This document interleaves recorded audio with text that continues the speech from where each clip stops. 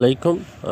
আজকে আমরা জানব বাংলাদেশ আর ভিয়েতনামের একটা তুলনামূলক ডাটা। আসলে ভিয়েতনাম কতটা এগিয়ে গেছে বা আমাদের কাছ থেকে কতটা এগিয়ে আছে। তো আমরা আসুন দেখি ভিয়েতনাম কতটা এগিয়ে আছে।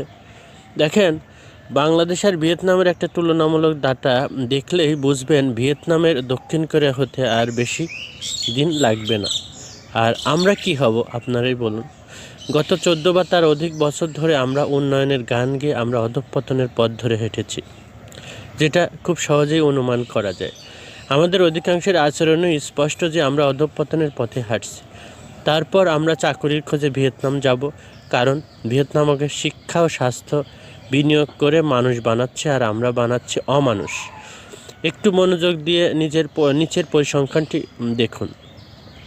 ভিয়েতনামের শিক্ষায় জিডিপির 3.92 ব্যয় করে, আর আমাদের ব্যয় হয় জিডিপির 1.82%। স্বাস্থ্যে ভিয়েতনামের বরাদ্দ দেয় জিডিপির 4.5% এর বেশি, আর বাংলাদেশ দেয় 0.74%। বাংলাদেশের আনএমপ্লয়মেন্ট রেট বা বেকারের হার হলো 5.1%, আর ভিয়েতনামের বেকারের হার হলো 1.6%।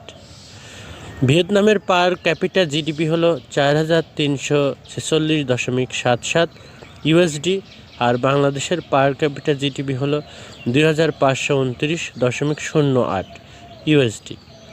বাংলাদেশের প্রতি 1,000 মানুষের গড় জিডিপি হলো 2.53 মিলিয়ন ডলার, আর ভিয়েতনামের হলো 4.35 মিলিয়ন ডলার। বাংলাদেশের মুদ্রাস্ফীতি হলো 9.88, আর ভিয়েতনামের মুদ্রাস্ফীতি হলো 3.25। বাংলাদেশে প্রতি 1,000 মানুষের হাসপাতালের বেড সংখ্যা হলো 0.88, আর ভিয়েতনামের হলো 2.55।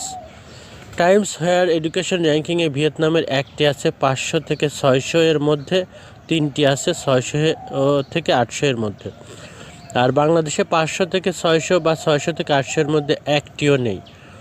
আমাদের নেতৃত্ব কতটা দেশ বিধ্বংসী ছিল বুঝতে কি আমাদের খুব অসুবিধা হয়?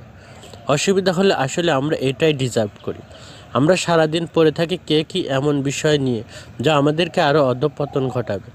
যেমন রিসেন্টলি আমরা আমাদের দেশ নিয়ে মাথা না ঘামিয়ে ইন্ডিয়াকে নিয়ে মাথা ঘামাচ্ছি, এর আগে পাকিস্তানকে নিয়ে মাথা ঘামাচ্ছি। আসলে আমরা কি কেউ আমাদের দেশ নিয়ে কখনোই ভাবার অবকাশ পাবো না? তাহলে আমরা কাকে নিয়ে ভাববো? আমরা কি অন্যদেরকে নিয়েই সবসময় পড়ে থাকবো? তাহলে আমাদেরকে নিয়ে কারা ভাববে? আমাদেরকে নিয়ে আমাদেরকেই ভাবতে হবে। তাই আসুন আমরা অন্যান্য দেশে কি হচ্ছে সেগুলো বাদ দিয়ে আমাদের নিজের দেশের দেশপ্রেম গড়ে তুলি, আর দেশটা সামনের দিকে এগিয়ে নিয়ে যায়। সবাই ভালো থাকবেন, সুস্থ থাকবেন, আমার জন্য দোয়া করবেন।